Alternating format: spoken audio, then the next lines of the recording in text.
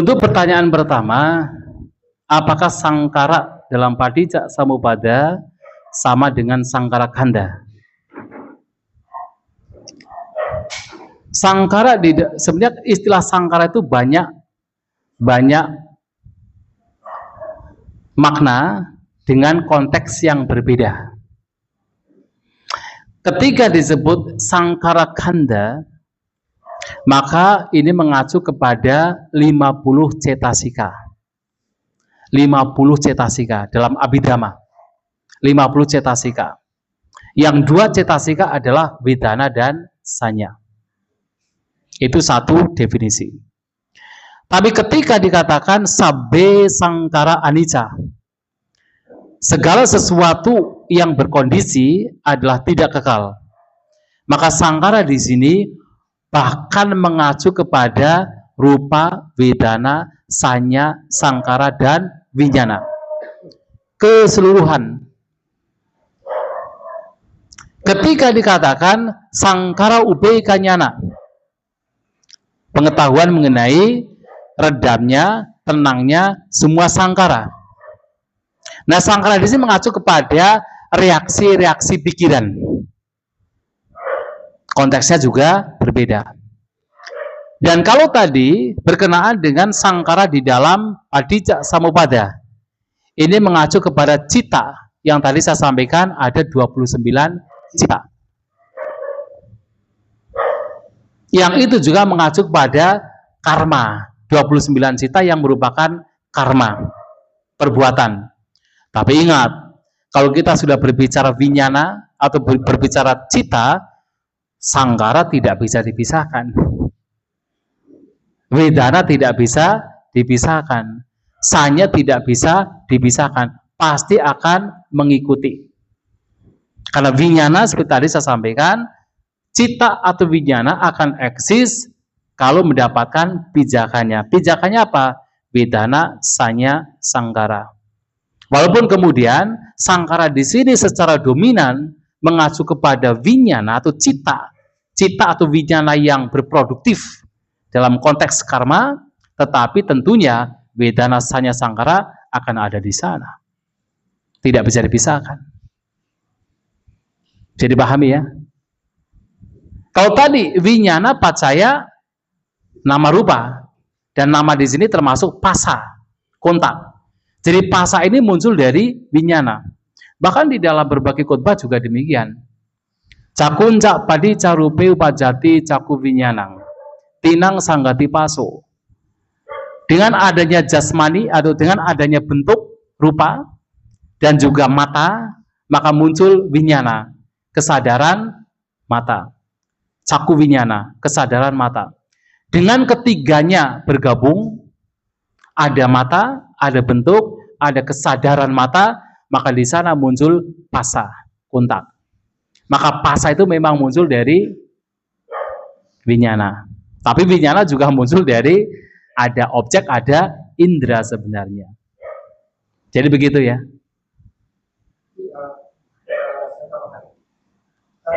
Jadi sangkara, vinyana unsur sangkara. Adakah sangkara itu dirumuskan sebagai pancakanda? Iya, termasuk sangkara di sini termasuk yang vinyana, pacaya, nama rupa. Nama di sini salah satunya adalah sangkara kanda. Sangkara kanda. Jadi vedana kanda, sanya kanda, kemudian yang ada tiga, pasa, cetana, manasikara adalah sangkara kanda. Sedangkan rupa adalah rupa kanda. Begitu ya. Ya. Jadi vinyana menyebabkan 4 kanda lainnya. Rupa kanda, vedana kanda, sanya kanda, sangkara kanda. Yang 4 kanda ini itu dirangkum menjadi nama dan rupa. Begitu ya. Ya. Kalau persoalan yang kedua, sangat memungkinkan. Seperti dalam Paguna Sutta, ternyata mendengarkan dhamma pada saat meninggal bisa mencapai kesucian. Seperti yang tadi juga seorang Bante tidak mendengarkan tetapi mengingat dhamma, itu mencapai kesucian. Karena memang salah satu landasan pembebasan itu adalah ketika mendengarkan dhamma. Kan seringkali kita melihat khutbah-khutbah Sang Buddha, ketika Sang Buddha membabarkan dhamma, kemudian ada beberapa sifat yang mencapai kesuciannya. Pancawagya, 5 biku pertama mendengarkan Anattalakkana Sutta, mencapai kesucian arahanta.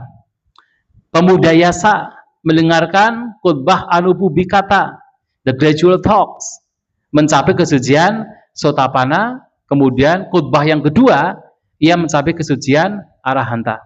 Seringkali ya. Bante Sariputta ketika mendengarkan khutbah Sang Buddha kepada Diganaka, mencapai kesucian arahanta. Maka Sang Buddha mengatakan dalam khutbahnya namanya Vimutta Yatana Sutta, khutbah tentang landasan pembebasan. Artinya landasan, pondasi yang membuat seseorang mencapai kesucian.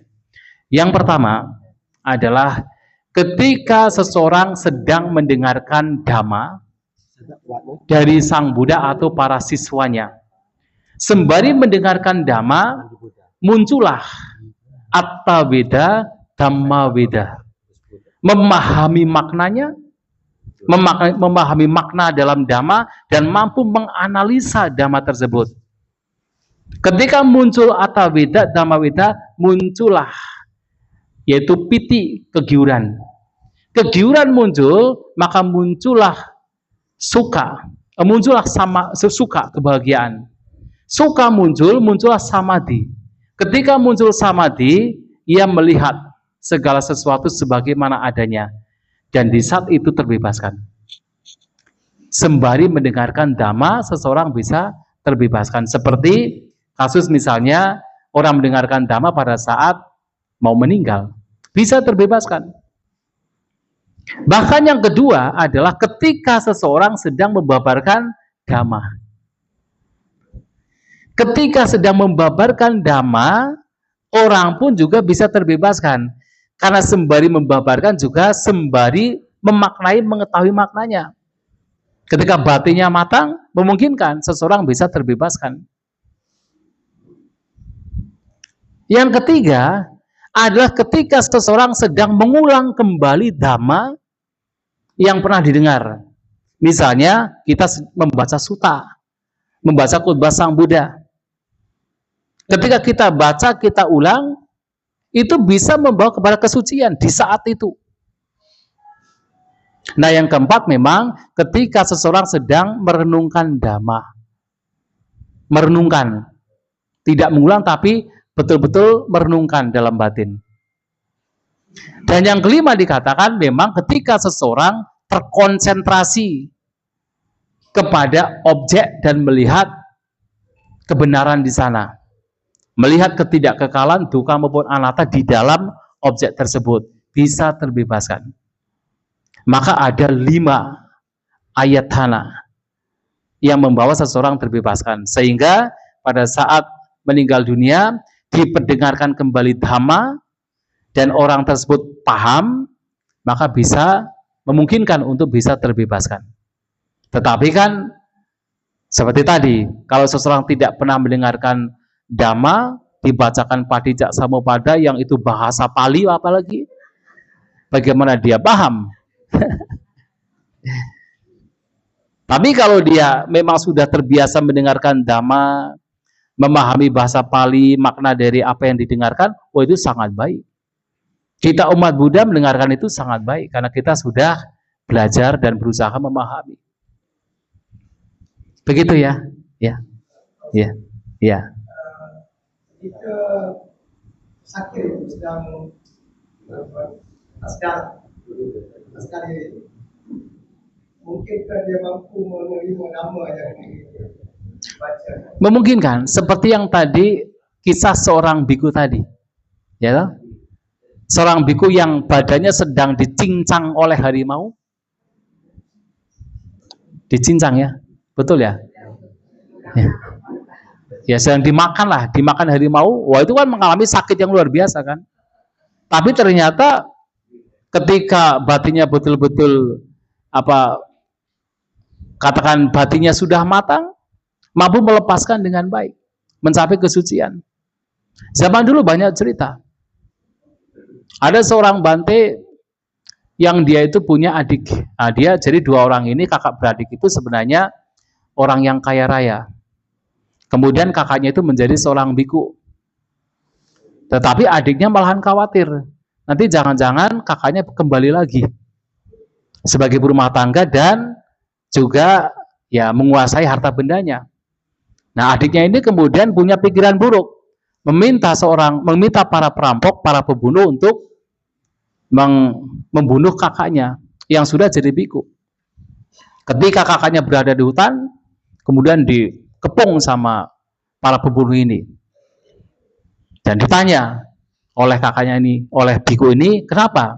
Oh, kami diminta sama adik kamu untuk membunuh kamu. Nah, bante ini kemudian tidak punya cara lain. Maka dia memohon, berikan saya waktu 1 malam saja. 1 malam saja untuk tidak dibunuh. Besok silahkan dibunuh, tapi 1 malam saja untuk bisa mempraktikkan dhamma dengan serius. Nah, para perampok kan, para pembunuh kan tidak percaya kan, jangan-jangan nanti lari kan. Nah, untuk membuktikan bahwa beliau tidak lari, kakinya ini dipukul dengan batu. Sehingga apa? Tidak bisa berjalan. Dalam kondisi yang sakit demikian, bante ini bermeditasi, mencapai kesucian arahanta. Maka memungkinkan. Demikian ya. Ya. Baik. Ya. Sadhu.